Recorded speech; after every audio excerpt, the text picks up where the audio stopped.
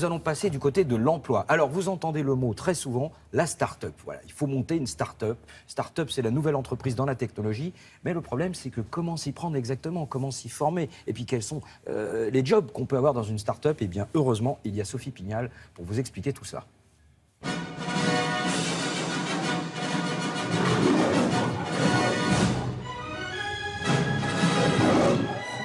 Ici, on est au centre de formation Lyon. Bienvenue.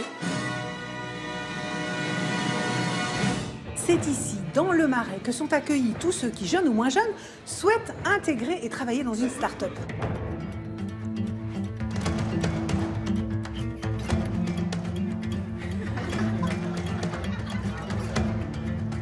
C'est vrai que le lion, c'est le roi de la jungle, c'est le roi de la savane et le monde des startups est un peu considéré comme une savane. Aujourd'hui, les écoles ou même les centres de formation se sont adaptés à l'ère industrielle, mais ne se sont pas encore adaptés à l'ère du numérique. La formation de Lyon, elle donne un moyen, une vue de l'intérieur des startups. Pourquoi? Parce que les entrepreneurs sont les profs. La formation Lyon, elle est faite pour tous les gens qui ont envie d'arrêter de ronronner aujourd'hui en entreprise, en grand groupe.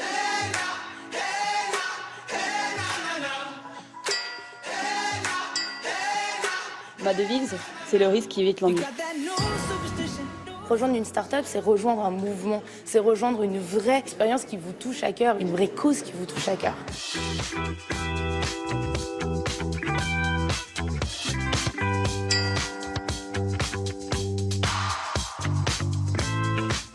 Ma devise, choisis un travail que tu aimes et tu n'auras jamais à travailler un seul jour de ta vie. Si cette formation fait abstraction du diplôme, elle n'en est pas pour le moins sélective.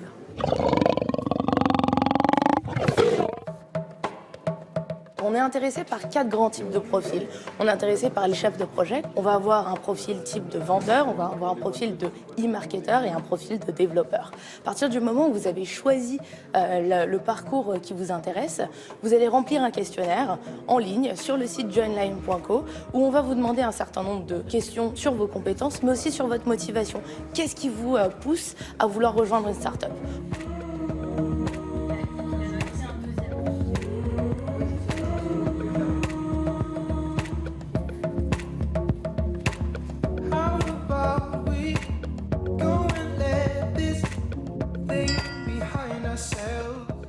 Ma devise, travailler en start-up, c'est avant tout avoir de l'impact sur ce qu'on fait. 10 millions. La formation, elle se déroule tous les samedis et elle est gratuite. C'est-à-dire qu'elle est en dehors des heures de travail et il n'y a aucun investissement sur votre temps personnel qui est demandé.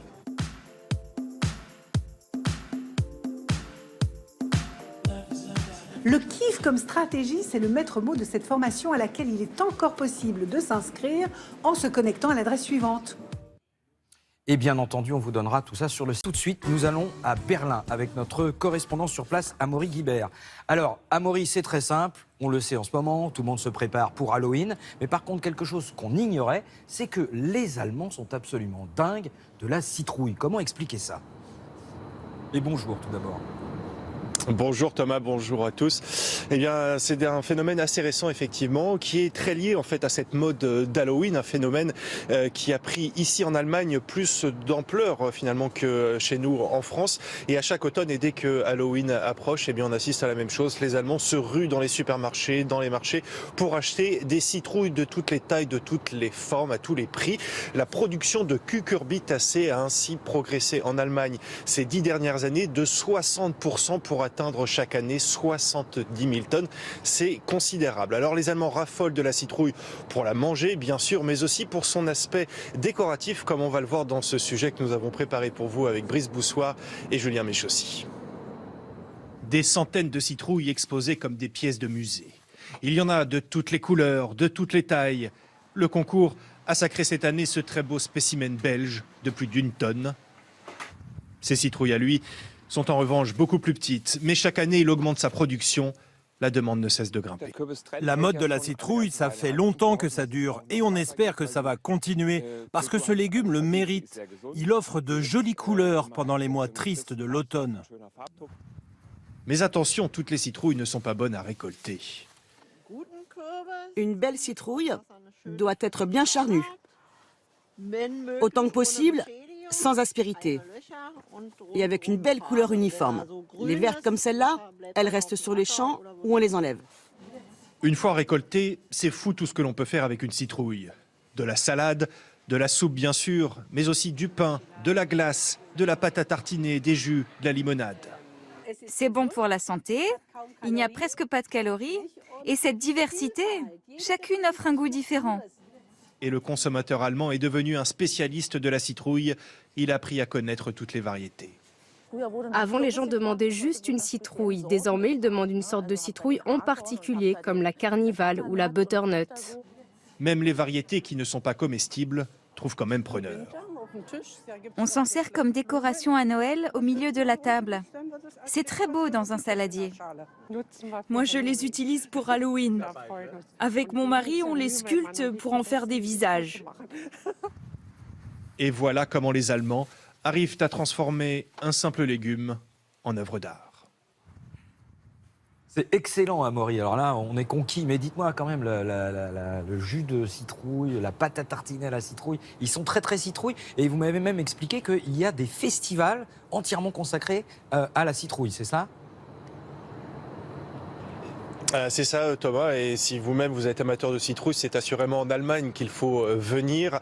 À l'automne, on trouve des centaines de manifestations, de festivals consacrés à la citrouille, et le plus fameux, le plus réputé d'entre eux, c'est évidemment celui de Ludwigsburg. C'est une ville dans le Bade-Württemberg, une région au sud-ouest de l'Allemagne. Là-bas, le festival de la citrouille est assez récent, il existe depuis 16 ans, mais il draine chaque année 400 000 visiteurs.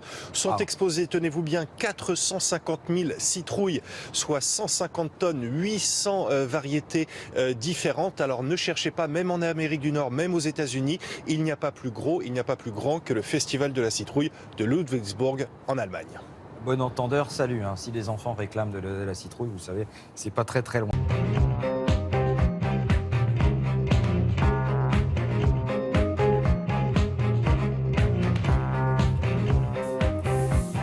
Alors, il vous arrive peut-être de temps en temps d'envoyer des SMS. Attention, quand vous envoyez des SMS, pas au volant. Maintenant, vous avez vu, hein, c'est pas marqué ne pas boire, c'est marqué ne pas jouer, ne pas texter. Ouais. Donc, ce matin, on va parler des petits SMS. Ben, notamment, bonjour, parce Patrick. que si vous mettez, bonjour Thomas, si vous mettez un point-virgule suivi d'une parenthèse qui se ferme, vous obtenez le smiley qui sourit en faisant un clin d'œil. Alors, mais ça, c'était avant, parce qu'aujourd'hui, vous sélectionnez même directement la tête jaune du petit bonhomme qui sourit en clignant de l'œil. Les fameux émoticônes. Voilà, et vous avez même le choix entre pléthore de smileys, d'émoticônes, de pictogrammes. Mais, Thomas, vous êtes-vous demandé qui les invente, pourquoi et dans quelles conditions ? Eh bien, Le Figaro s'est posé la question et la réponse est assez étonnante. Elle tient en une page ce matin. Figurez-vous qu'il existe une académie des émojis. On appelle ça le consortium Unicode. Et 4 fois par an, eh bien, il se réunit du côté de la Silicon Valley, près de San Francisco, et décide, ce consortium, a droit de vie ou de mort sur les émojis. Alors, qui trouve-t-on dans ce consortium ? Eh bien, des membres permanents représentant des grands groupes impliqués dans les nouvelles technologies, c'est-à-dire Facebook, Microsoft, Google, Twitter, Adobe, qui édite les logiciels Flash ou encore Photoshop, mais aussi des représentants du ministère des Affaires religieuses du Sultanat d'Oman. On se doute des raisons pour lesquelles ils sont là, mais les interlocuteurs du Figaro n'ont pas souhaité s'en expliquer lorsque le Figaro a posé la question de leur présence. Et puis, figurent également dans ce consortium des particuliers, 128 particuliers, vous pouvez en être. Ils peuvent participer à ces réunions, mais c'est payant. 75 € de cotisation annuelle. Je vois bien le truc. Alors, qu'est-ce que tu fais ? Moi, je fais partie du comité des émojis. Du consortium Unicode. Alors, il faut savoir qu'on ne devient pas émoji comme ça du jour au lendemain. Quand quelqu'un a une proposition, vous avez une idée d'émoji, vous devez aller la défendre, vous plaidez sa cause. Et je vais y venir, vous allez voir, vous expliquant en quoi la présence du nouvel émoji au sein d'un panel de 1700 émojis serait primordiale. Et tout ça prend du temps. Et cette année, ce que vous voyez, c'est l'émoji du ravioli chinois qui sourit. Cet emoji a été validé. C'était un petit éventail. Non, c'est pas un éventail, c'est le ravioli chinois. Il a été validé, mais il ne sera intégré que l'été prochain. On nous annonce d'ailleurs d'autres emojis liés à la culture chinoise, comme la boîte de nouilles à emporter ou encore les baguettes. Alors, pour poursuivre cette revue de presse, j'ai choisi un emoji qui résume les choses. On va le voir et qui dit bien ce qu'il veut dire. Ouille, aïe, Ça fait mal. Alors celui-là, on le connaît et il est parfaitement adapté à ce que vous lirez dans Libération sur l'état du tourisme. Il veut dire quoi, en France? C'est dur, ouais, ça va. Alors, état d'urgence, titre le journal, qui note que pour les 9 premiers mois de 2016, eh bien, on enregistre 7% de touristes en moins qu'en 2015, une contre-performance jamais observée depuis 2009, et la crise financière qui s'était traduite par une baisse de 10%. Dans l'affaire, on perd beaucoup de Japonais, moins 46%, moins 19% pour les Chinois, moins 35% pour les Russes. Le secteur du tourisme francilien a perdu 750 millions de chiffre d'affaires, et c'est une cata parce que le tourisme représente plus de 7% de notre PIB. Alors, évidemment, à l'origine de cette dégringolade, il y a les attentats, mais il n'y aurait pas que ça. Selon Libération, le journal rapporte des témoignages selon lesquels la France aurait trop longtemps considéré que la manne touristique lui était acquise, ad vitam aeternam. Du coup, la France a oublié de communiquer. Elle a aussi oublié que la clientèle est attentive à la notion de service. Et sur ce plan-là, eh bien, on est assez faible. Alors, clair. Le Parisien nous parle ce matin, par ailleurs, des entreprises où tout le monde rêve de travailler. Il y a quelques surprises. En tête, Airbus, ensuite L'Oréal, EDF, 4e, SNCF et 5e, France Télévisions. Car la télé fascine toujours, nous apprend ce matin le Parisien. Vous pouvez bomber le torse parce que nous sommes devant M6, devant TF1. Quant à Canal, qui était jadis à la première place, eh bien, c'est une spectaculaire dégringolade. Canal pointe à la 54e place. Ce qui arrive à Canal ne réjouit personne. Il en est d'ailleurs question à la une de l'Humanité. En termes choisis, le quotidien communiste pointe la responsabilité supposée ou réelle de Vincent Bolloré. En tout cas, dans le pourrissement du dossier iTélé et la chaîne Info de Canal, l'occasion de rappeler que les principaux médias français sont la propriété de quelques industriels et qu'il est urgent qu'une charte éthique voie le jour. Elle est annoncée pour mi-2017. Superbe, merci Patrice. Maintenant, nous allons retrouver le quart d'heure de vérité, dans les 4 vérités.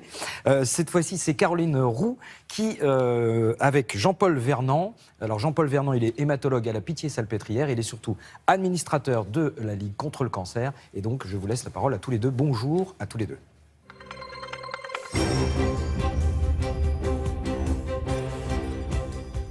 Bonjour Jean-Paul Vernant. Bonjour. Le cancer tue 8 millions de personnes chaque année dans le monde. Cette année, Paris accueille le Congrès mondial contre le cancer. Il y a 3500 délégués, 110 pays représentés. Est-ce qu'avec l'expérience qui est la vôtre, vous vous dites, allez, c'est encore un gros barnum de plus? Non, c'est pas un barnum de plus. Il faut savoir que tous les ans, il y a de nombreux congrès médicaux faisant le point sur les progrès de la lutte contre le cancer, les progrès diagnostiques, prévention, etc. Là, on parle d'autre chose. On va parler des personnes malades, on va parler des familles, et finalement, les médecins doivent arrêter de garder la main et d'être les seuls à parler de la maladie, à parler du cancer. Là, ce sont les familles qui vont s'exprimer, et ça change quoi, les malades, et puis la société civile, parce que soit par empathie, soit parce que on peut tous devenir un jour malades, il faut que la société civile s'empare du problème. La société civile, le monde entier. Et c'est ça le sujet. Le monde entier, absolument. Absolument. 110 pays. Cette union internationale contre le cancer, ce congrès est très important. Les autres sont la Ligue contre le cancer et l'association des ligues francophones, africaines et méditerranéennes. Pour bien comprendre ce qui va se passer, l'idée c'est quoi? C'est de sortir avec un plan mondial contre le cancer? On a la chance dans un certain nombre de pays comme le nôtre d'avoir des plans. En France, on a le 3e plan cancer, 2014-2019, tout ça roule, ça avance, on continue à progresser, bien entendu. Mais ce qui est choquant, ce sont les inégalités. Inégalités territoriales, les inégalités pays par pays. Il faut savoir qu'en France, on a 360 000 nouveaux cancers par an. Eh bien, les décès représentent 40% des nouveaux cas. En Afrique, c'est 80% des nouveaux cas de cancer meurent. Il y a manifestement un vrai problème là. Et il serait souhaitable que nous nous emparions de ce problème à l'échelon international. Si rien n'est fait, on pourrait atteindre 22 millions de cancers dans le monde en 2030. Ça veut dire quoi, si rien n'est fait? Ça veut dire qu'il faut appréhender le cancer comme une épidémie? Non, peut-être pas comme une épidémie. Il faut savoir quand même que le nombre de cancers augmente dans le monde pour plusieurs raisons. La première raison, c'est que la population mondiale augmente. La deuxième raison, c'est que l'âge augmente. Et plus on vieillit, plus on a de risques d'avoir un cancer. Mais il n'empêche que même à âge égal, à population égale, le nombre de cancers augmente. Et il y a un problème qui est peut-être lié à la pollution. Et puis, il y a des choses à faire quand même. Le vrai problème, c'est le tabac. Il faut savoir qu'en France, il y a plus de 75 000 morts tous les ans dus au tabagisme et plus de 45 000 morts de cancer dus au tabac. Le cancer est une maladie évitable très souvent. On va y venir sur la prévention, parce que le message que vous faites passer, ça fait des années qu'on l'entend et il a du mal à passer. Mais restons quelques minutes, si vous le voulez bien, sur le cas de l'Afrique. Qu'est-ce qu'on peut faire pour le cas de l'Afrique? Quels sont les cancers les plus fréquents en Afrique? Et est-ce qu'une mobilisation internationale, dites-moi sincèrement si vous y croyez, on l'a vu pour Ebola, il y a eu une mobilisation parce que c'était un virus qui était extrêmement virulent. Est-ce qu'aujourd'hui la communauté internationale pourrait dire on va faire quelque chose pour le cancer en Afrique? Ce qu'on peut craindre, bien entendu, c'est qu'à partir du moment où une maladie en Afrique est une maladie transmissible, je crains fort que l'Occident s'y intéresse parce qu'elle risque d'être touchée. Quand on parle de maladies non transmissibles, il y a un problème, là, un vrai problème. J'espère, je rêve que nous prenions tous ensemble le problème en charge. Quel type de cancer en Afrique, justement? Je vais prendre un modèle. Un cancer qui est relativement rare en France, qui s'appelle le cancer du col de l'utérus. 3500 nouveaux cas par an. 1000 morts. Et le problème, c'est qu'en France, grâce au dépistage, grâce au frottis qu'on doit faire tous les 3 ans, il y a de moins en moins de cancers du col de l'utérus et de moins en moins de morts. Il y a encore des morts, et ça, c'est lié aux inégalités sociales en France. Les femmes qui sont touchées, qui meurent d'un cancer du col de l'utérus, sont la plupart du temps des femmes exclues socialement, malheureuses, pauvres, etc. En Afrique, le cancer du col de l'utérus en France, c'est le 8e cancer de la femme, par ordre de fréquence. En Afrique, 20% des cancers sont des cancers du col de l'utérus, avec, dans plus de 80% des cas, la mort. Et ça, comment faire pour régler ce problème? Ça ne va pas être par le dépistage. Ça ne va pas être par le dépistage dans l'immédiat. C'est pas que c'est trop cher, c'est un problème d'organisation. En revanche, il y a un moyen formidable, c'est la vaccination contre le papillomavirus, contre l'HPV, qu'on commence à faire en France. On essaie de convaincre les mères et les pères de vacciner leurs filles. C'est pas simple, et il faudrait vacciner toutes les jeunes filles avant l'âge de 12 ou 13 ans. J'espère que ça va se répandre, mais ça serait la solution en Afrique. En France, vous l'avez dit, 3e plan cancer, 1,5 milliard d'euros. François Hollande va prendre la parole devant le Congrès contre le cancer. Est-ce que la volonté politique dans la lutte contre la maladie, ça compte? Ou est-ce qu'au fond, vous dites, laissons faire les médecins, laissons faire les chercheurs, laissons faire la société civile? Il est évident que nous avons besoin, là, de décisions politiques importantes. Et je suis assez atterré de voir que dans le débat présidentiel qui s'est ouvert, on ne parle pas de la santé. On ne parle pas de la santé. On n'en parle que pour dire faudra faire peut-être des économies, diminuer les postes, etc. Il y a un vrai problème de médecine, même en France. Nous sommes relativement favorisés, bien entendu, par rapport au monde entier. Il n'empêche qu'il y a un débat à mener, là. Débat politique. Un débat politique, pourquoi? Pour donner des moyens? Pour donner des moyens, pour faire en sorte que la vie à l'hôpital soit plus facile pour les soignants, qui très souvent sont surchargés de travail et craquent. Bon, moi, je ne voulais pas parler de la France, là. Je voulais parler de ce congrès international. On l'a fait. Il n'empêche que c'est vrai. Le prix des médicaments, vous avez poussé un coup de gueule, vous êtes de ceux qui avaient poussé un coup de gueule contre le prix des médicaments contre le cancer. Un message qui avait été relayé par le président de la République, qui avait porté ce message devant le G7. Bon, c'est les laboratoires qui ont gagné? Non, on ne peut pas dire ça.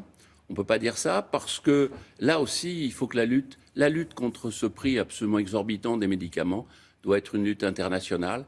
Nous sommes face à des multinationales extrêmement puissantes et on ne réglera pas le problème dans notre seul pays.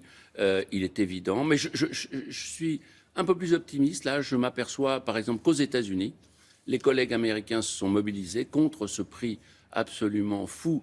Il n'y a pas de nouveaux médicaments du cancer à moins de 100 000 $ par an aux États-Unis. Et ça nous arrive, nous, quasiment au même prix. On ne pourra pas. On a la chance en France d'avoir un régime de santé solidaire. Je crains fort qu'il ne puisse subvenir à nos moyens si le prix des médicaments continue à déraper comme ça. Merci beaucoup, professeur Vernant. C'est vous en à vous, prie. Thomas. Merci à tous les deux. Dans un...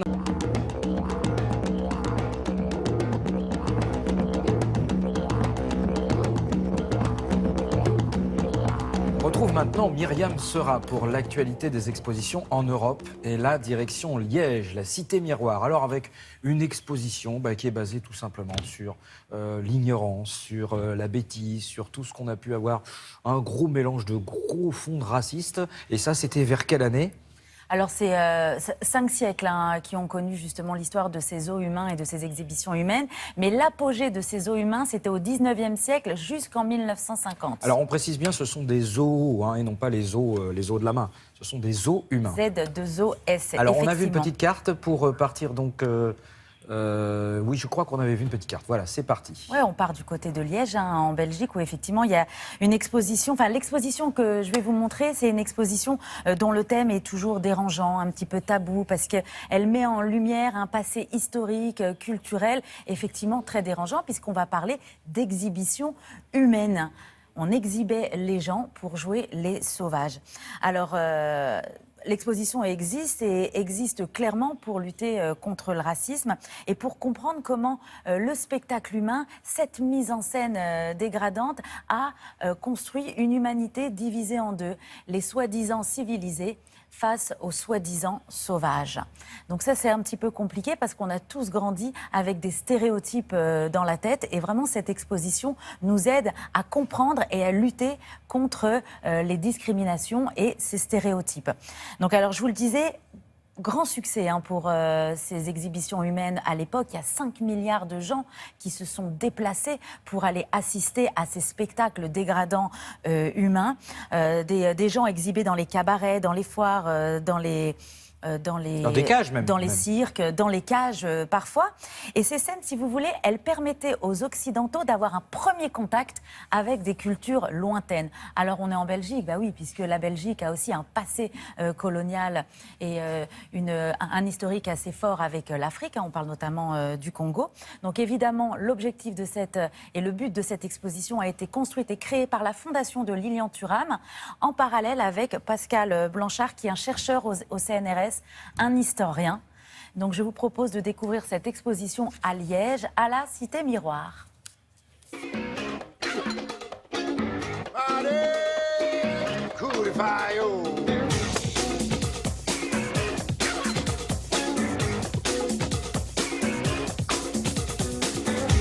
Très souvent, nous ne prenons pas conscience que nous sommes le fruit d'une histoire. L'époque de la colonisation a besoin d'inscrire dans l'inconscient collectif la supériorité des personnes de couleur blanche. D'ailleurs, on disait qu'il y avait plusieurs races. Et donc, pour moi, c'est très important d'emmener les visiteurs à comprendre comment les choses se sont installées.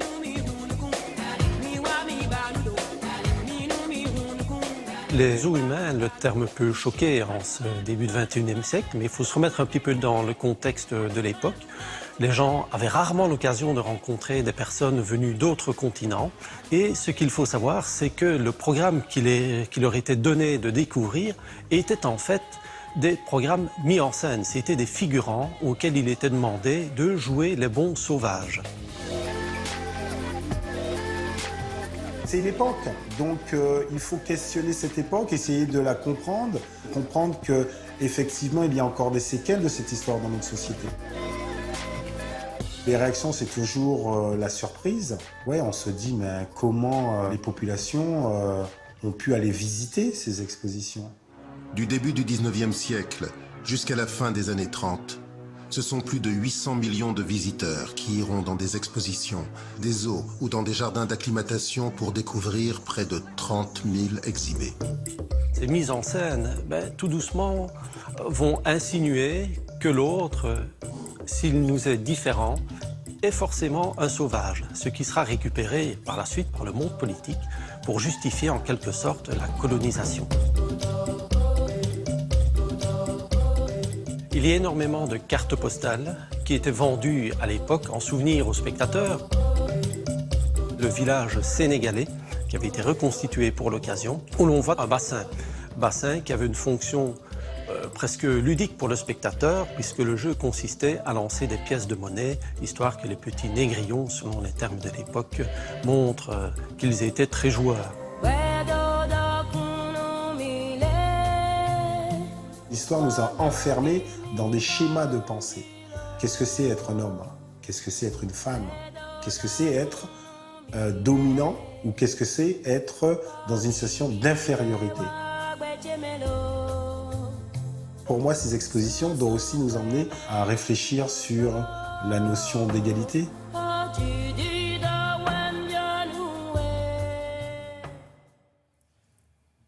Étonnant, ce Lilian Thuram, commissaire d'exposition, qui nous apprend vraiment énormément de choses. Alors, c'est à la Cité Miroir. À la Cité Miroir, et c'est jusqu'au 23 décembre. Et bien sûr, on vous la conseille particulièrement. Une méthode.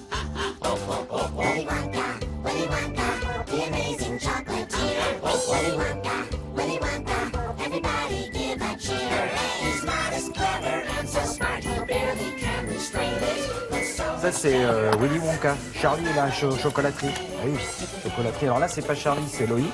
Et Loïc, il avait un objectif. C'était aller nous dénicher le petit artisan français qui fabrique encore tout seul sa petite tablette de cacao, parce que mine de rien, il n'y en a plus beaucoup. Oui, et puis l'idée, c'était d'aller aussi voir les pépites, c'est-à-dire ceux qui sortent du lot, parce qu'effectivement, il y a aussi les grandes marques de chocolat. C'est un petit peu comme le salon de l'agriculture ou le salon de l'automobile, c'est-à-dire que les gros groupes ont des grands stands, et puis il y a aussi, il y en a d'autres qui ont des stands plus modestes, plus petits, mais peut-être aussi plus vrais. Donc on est allé rencontrer deux chocolateries vraiment différentes. La première, c'est le chocolat des Français. Ils se sont créés il y a 2 ans. Donc c'est une toute jeune chocolaterie. Et on est allé voir aussi la famille Cluzel, qui est une chocolaterie depuis des décennies en Normandie. Et eux, c'est la dernière, c'est la plus petite des grandes. C'est-à-dire que c'est une grande chocolaterie, mais ils sont familiales. C'est-à-dire qu'il n'y a pas de groupe derrière, il n'y a pas d'actionnaires. Voilà, c'est encore la famille qui tient tout ça. Et moi, je vous ai amené juste une sélection quand même assez incroyable. C'est quoi, il y a Regardez. du rose, Alors là, 3 chocolatiers complètement différents. Là, vous avez François Pralu. Il est à Rouen. Lui, il est le seul ou l'un des derniers à avoir une plantation de cacao. C'est-à-dire qu'il a ses propres fèves de cacao. Il n'en a pas encore assez pour fabriquer tout son chocolat, mais quand même. Là, celui-ci, c'est François Haro. Alors lui, François Haro, il travaille avec des huiles essentielles et il vous fait des chocolats à la lavande, des chocolats à la violette, voilà. Et là, ce sont des chocolats japonais. Regardez, juste devant là. Je ne sais pas si on les voit. Moi qui avais parlé des petits artisans français encore bien en place. Alors oui, mais je trouvais ça rigolo parce que le chocolat est dans le monde entier, sur tous les continents, et chacun a sa définition du chocolat. Vous allez au Japon, c'est complètement autre chose. Justement, regardez, on y va ? Avec plaisir.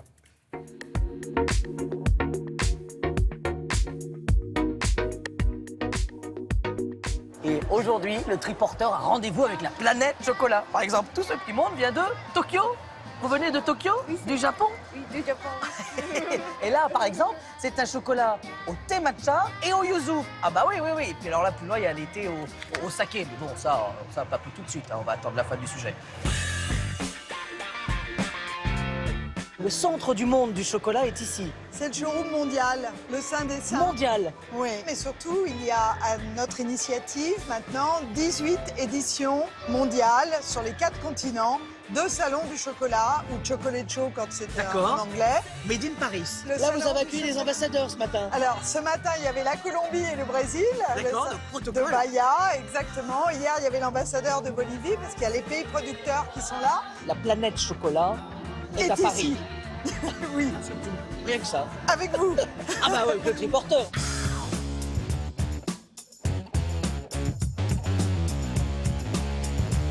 Là, on est face à une sculpture. Richard, combien de temps de travail là? Pour cette sculpture, 3 mois. Il y a des centaines de kilos de chocolat. D'ailleurs, je pense que là, on peut le sentir. C'est un chocolat noir 72%. Il est creux, un peu comme la Statue de la Liberté. Il y a une structure. Et puis après, on est venu travailler avec des plaques de chocolat et puis du chocolat dessus. Racontez-nous, le chocolat des Français, c'est une histoire incroyable quand même. Tout est fabriqué près de Paris. Du chocolat jusqu'à l'étui. Il n'y a que les fèves encore qui ne viennent pas de Paris. Mais ça, on ne sait pas faire. Non, mais il y a des fèves dans les dom-toms. À long terme, on aimerait pouvoir travailler avec des fèves 100% made in France. Et pour l'instant, les productions ne sont pas assez importantes. Alors, on est diffusé sur TV5 Monde. Dans les Antilles, on leur dit de laisser un petit peu la banane, qui est très bonne. Exactement. Et la canne à sucre et faire un petit peu de place pour le cacao. Parfait, ça serait génial. On compte sur vous.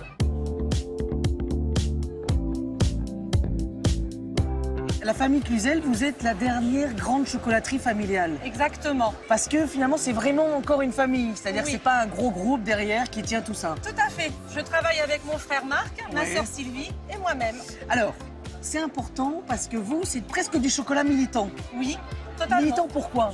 Eh bien, écoutez, on travaille directement avec des planteurs. On ne rajoute pas de lécithine de soja? Non, pas chez nous. On a supprimé ça depuis des années. Ça veut dire que c'est que du beurre de cacao? Absolument. Et rien d'autre? Rien d'autre. Alors là, vous allez avoir la tablette de Madagascar, Oui. de la plantation Mangaro, Oui. puisqu'on travaille sur une seule et même plantation. On ne mélange pas finalement les plantations. Alors, on ne mélange pas pour nos chocolats de plantation. On va mélanger pour les chocolats à teneur en cacao. Donc un chocolat normand. Un chocolat normand, absolument. Oui, oui. Enfin, les fèves ne sont pas de Normandie, mais elles sont pas loin. De l'autre côté. Quand même, quelques kilomètres.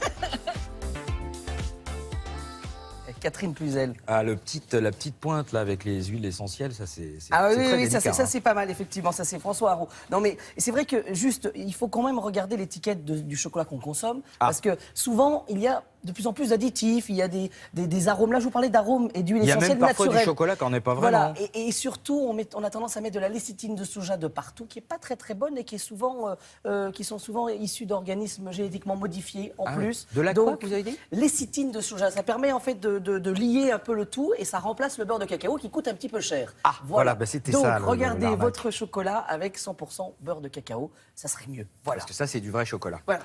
Au moins, vous avez eu une bonne info. Merci beaucoup, Loïc. Mais quelle phrase magnifique! Hakuna Matata, quel chant fantastique! Ce mot signifie que tu vivras ta vie. C'est quel Disney, ça, Hakuna Ça, Matata? c'est le Roi Lion. Le Roi Lion.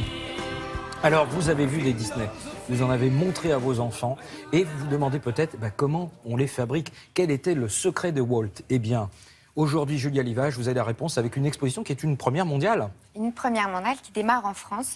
C'est une exposition proposée par le musée Art Ludique, en collaboration évidemment avec les archives de Disney. C'est la première fois que les documents qu'on va voir, qu'on vous montre, sortent. C'est la première fois qu'ils sont visibles pour les gens. C'est vraiment une très très grosse avant-première. Alors, vous parliez de Walt Disney. La première grande qualité, selon moi, c'est que déjà, c'est un artiste, c'est un énorme précurseur. C'est-à-dire que cet artiste d'avant-garde, il s'est servi de ses dessins animés comme toile. Et il faut savoir que nous, c'est classique. Le premier en 1937, c'est Blanche-Neige. Pour nous, c'est un vieux film. Il faut savoir que dès 1937, il innove énormément et qu'il n'a cessé d'innover. C'est-à-dire que toutes les premières fois ont été réalisés par Walt Disney. Le premier à synchroniser le son avec les dialogues, le premier à mettre de la couleur.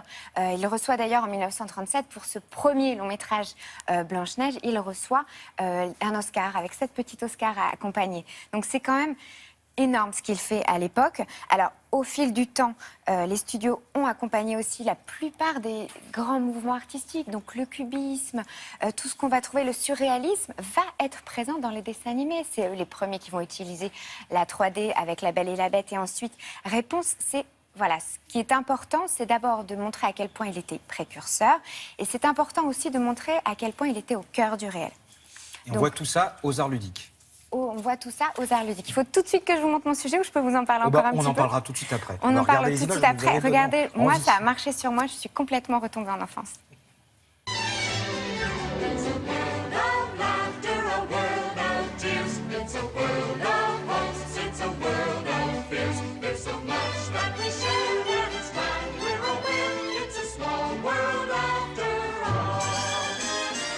Je parle de Walt Disney souvent comme quelqu'un qui est un des artistes majeurs de notre époque et qui a utilisé finalement la toile blanche de l'écran de cinéma comme une toile de peintre.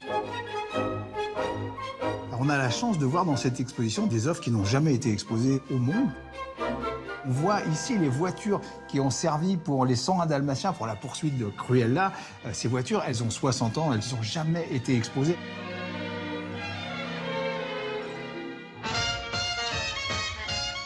Le réel est vraiment une constante dans l'étude de Walt Disney. On voit dans l'exposition Walt Disney lui-même dessiner des fans, mais ils ont vraiment fait venir dans leur studio des animaux, des fans pour Bambi, des Dalmatiens pour les 101 Dalmatiens, et même des lions pour le Roi Lion. On a eu la chance de rencontrer beaucoup d'artistes pour préparer cette exposition. Glenn Keane, qui est un des artistes majeurs des studios à partir des années 80, quand il a vu les gens faire du roller skate, et il s'est dit c'est comme ça qu'il faut que j'anime Tarzan.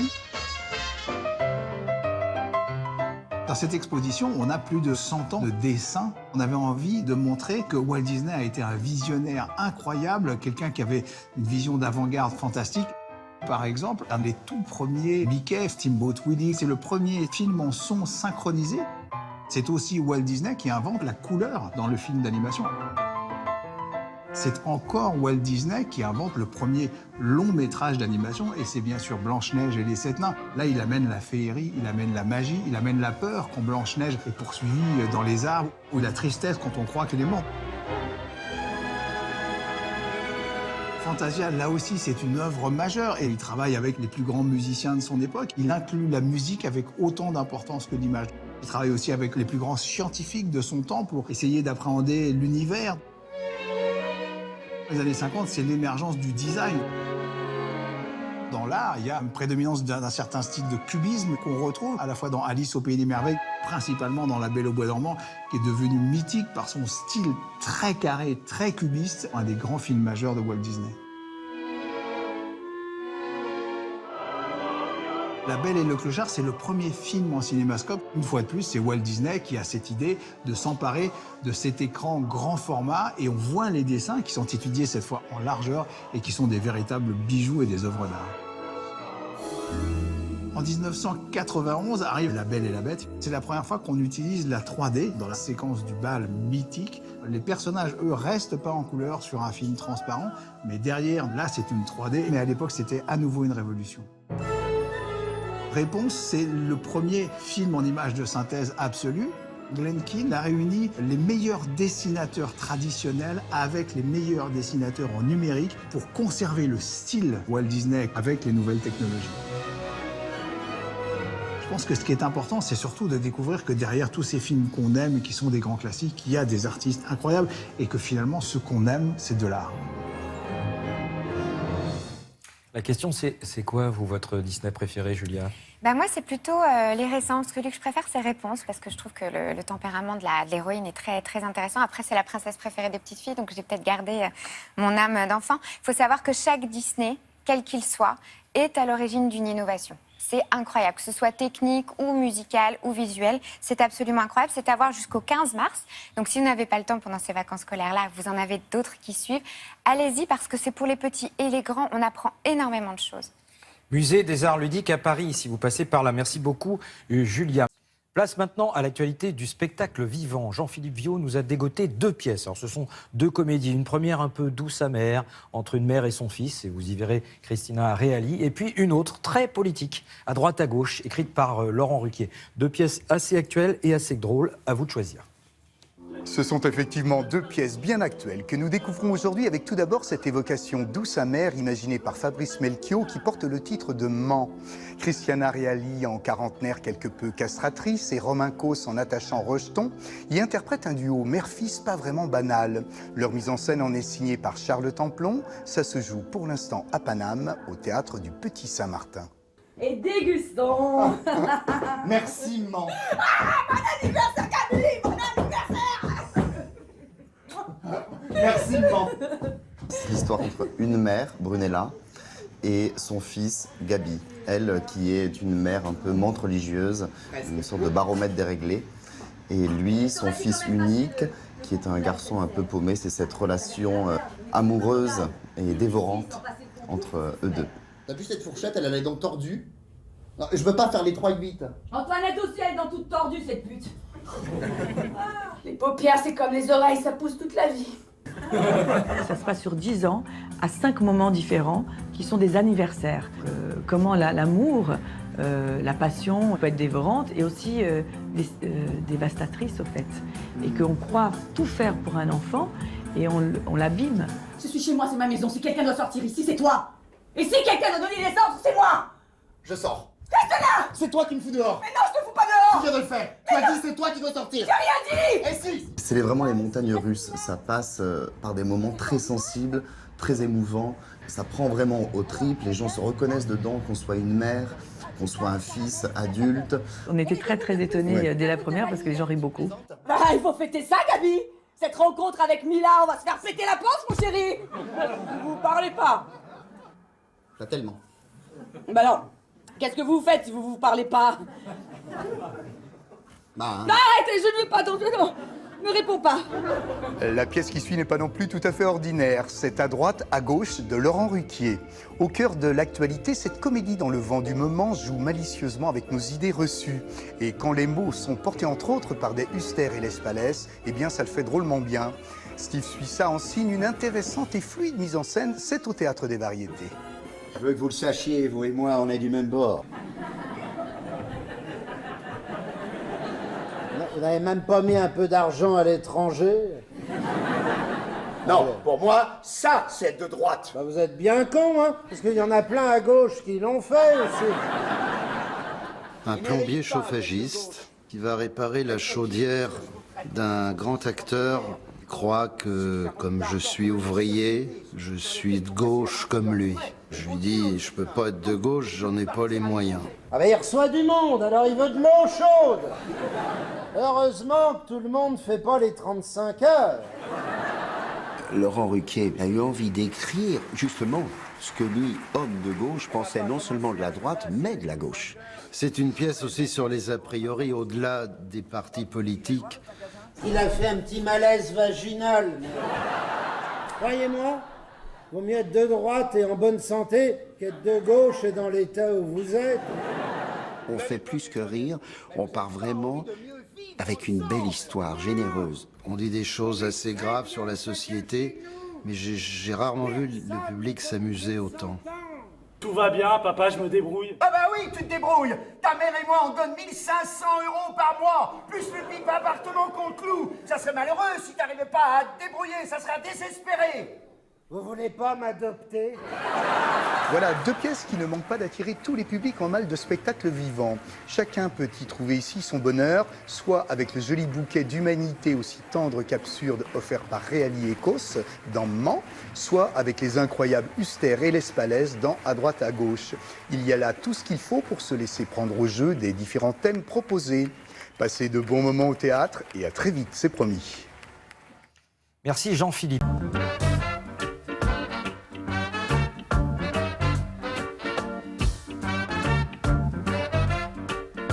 Alors dites-moi Patrice, que se passe-t-il du côté de la Californie? Qu'est-ce qui fait le bonheur d'Hollywood? C'est la question que pose aujourd'hui le journal Les Échos. Alors on pourrait penser que ce sont les films d'amour, ou les blockbusters, ou les stars. Bien, c'est rien de tout cela.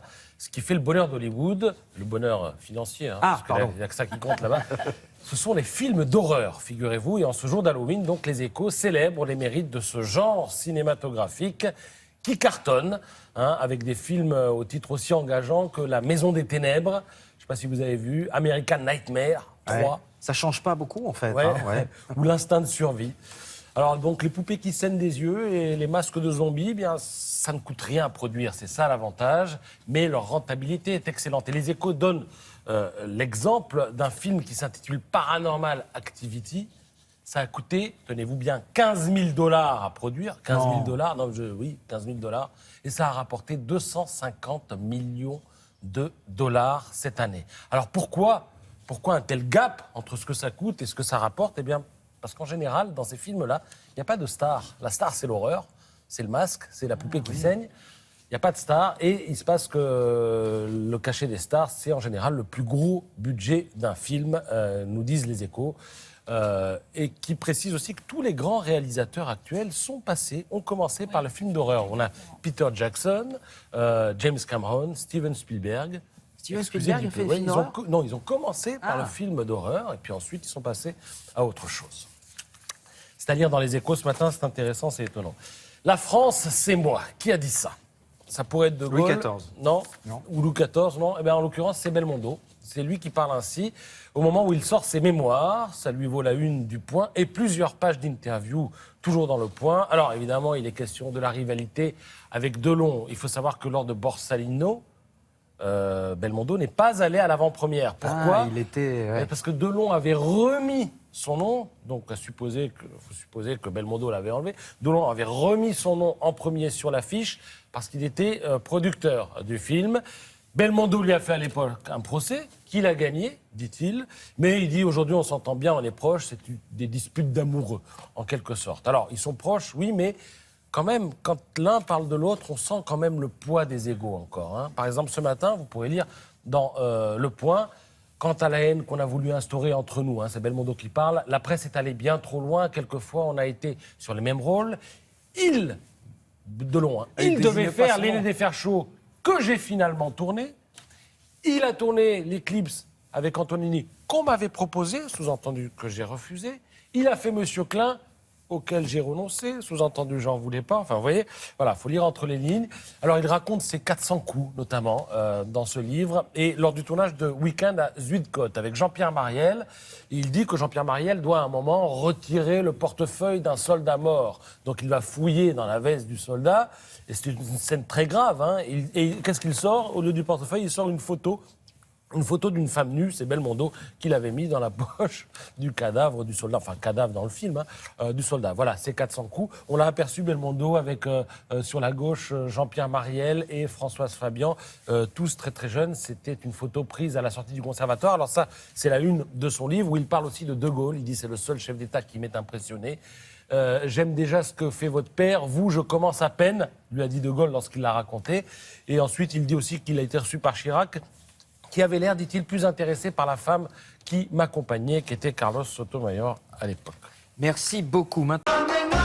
mais non, c'est ton cœur les piquets, c'est pas les clients. Ah mais non, ceux qui font le kiki veulent le vrai, c'est nous les piquets, c'est nous les piquets. Ah oui, vous vous marrez, vous dites les criquets... Non, c'est pas drôle du tout, c'est très sérieux, voilà. L'alimentation du futur, ce sont des insectes. Pourquoi? Parce qu'il y en a plein, c'est bourré de protéines. Et alors, est-ce que c'est bon? Ça, c'est la question qu'on va poser à la spécialiste. Bonjour Isabelle. Bonjour Thomas. Alors est-ce que c'est bon? Alors, est-ce que c'est bon? Il faudra demander au réalisateur du reportage, Tristan Michel, qui, lui, a goûté quelques fourmis. Il a trouvé ça un petit peu acide. Maintenant, vous pouvez préférer des sauterelles, des punaises géantes, des scarabées, des scorpions, pourquoi pas? Vous voyez que le choix est large. Alors pourquoi nous en sommes là? Parce qu'effectivement, on parle de pénurie de protéines à l'horizon 2050. Les alternatives, c'est quoi? Le soja, pourquoi pas? Ou alors les insectes, avec toutes les qualités dont on a parlé, riches en protéines, en vitamines, pauvres en graisses et en sucre. Donc c'est un produit qui est nutritionnellement intéressant. Oui, mais...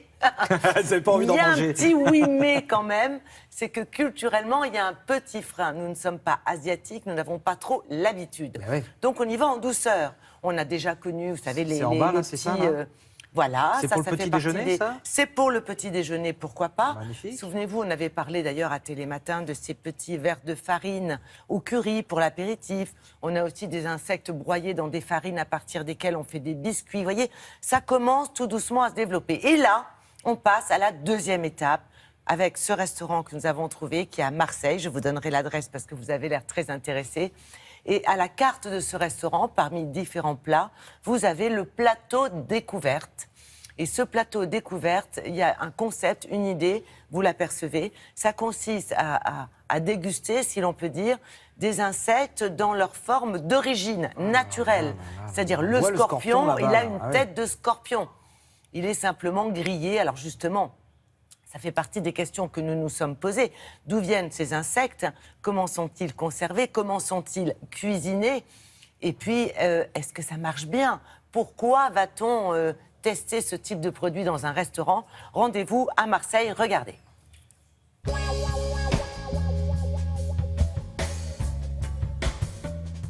On voulait proposer des insectes vraiment à l'état brut, de la manière la plus simple, comme on pourrait le trouver dans la nature, les ramasser et pouvoir les manger tels quels pour pouvoir justement surprendre les gens et découvrir vraiment l'insecte en lui-même.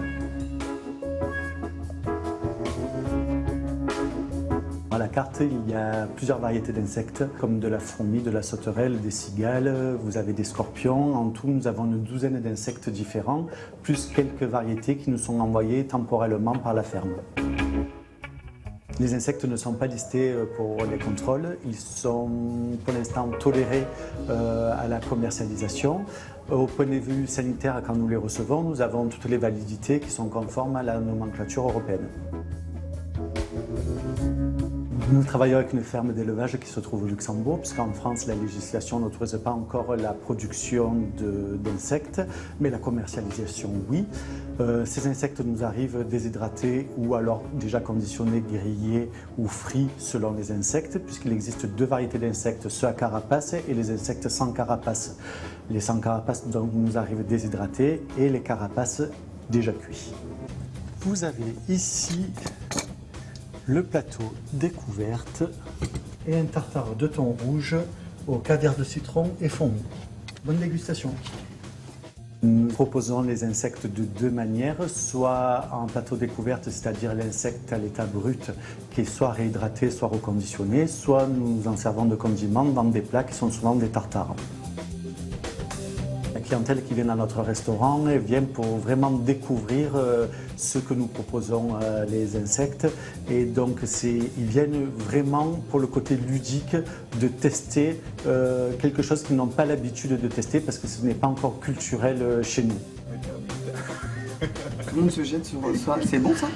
On ne peut pas dire qu'il y ait vraiment de très gros amateurs d'insectes, même s'il y en a qui reviennent exprès pour manger ça, mais c'est plus pour l'étonnement et la curiosité quand même que les gens viennent manger l'insecte.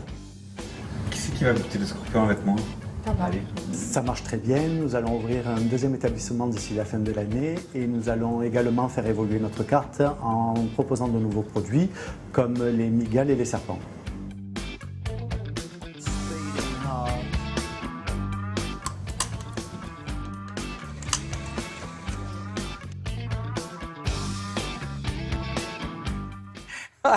Ah non, là, il a une tête quand même, je sais pas. Enfin, ça fait penser aux émissions où ils sont perdus sur une plage et puis il reste plus que ça à manger. Sauf que dans quoi. ces émissions, ils n'ont pas le choix. Ouais. Alors que là, vous avez le choix. On ne mange pas que ça dans ce restaurant. Ouais. Vous avez une carte avec des tapas, enfin bon.